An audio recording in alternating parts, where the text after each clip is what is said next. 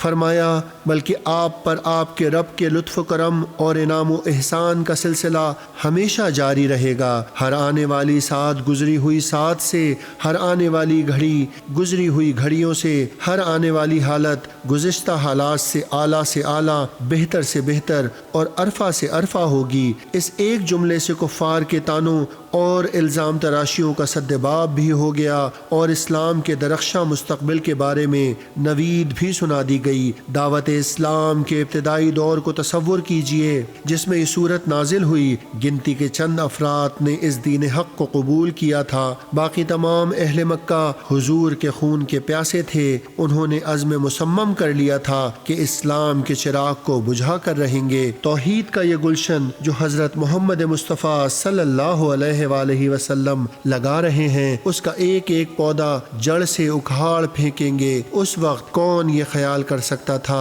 کہ یہ دین چند سالوں میں اتنی ترقی کر جائے گا کہ سارا جزیرہ عرب اس کے نور سے جگمگانے لگے گا۔ اس نبی مکرم صلی اللہ علیہ وآلہ وسلم کو اللہ تعالیٰ وہ عزت و سروری اور شان محبوبی عطا فرمائے گا کہ آج جو خون کے پیاسے ہیں، کل اشارے پر اپنی جانیں قربان کرنا سعادت سمجھیں گے اور حضور کے وضو کا پانی نیچے نہیں گرنے دیں گے، اس کو اپنے چہروں اور سینوں پر مل لیں گے۔ حضرت سیدنا علی رضی اللہ تعالیٰ عنہ سے مروی ہے کہ حضور نبی کریم صلی اللہ علیہ وآلہ وسلم نے ارشاد فرمایا کہ میں اپنی امت کے لیے شفاعت کرتا رہوں گا یہاں تک کہ میرا رب مجھے ندا کرے گا اور پوچھے گا کہ یا محمد کیا آپ راضی ہو گئے؟ میں عرض کروں گا ہاں میرے پروردگار، میں راضی ہو گیا۔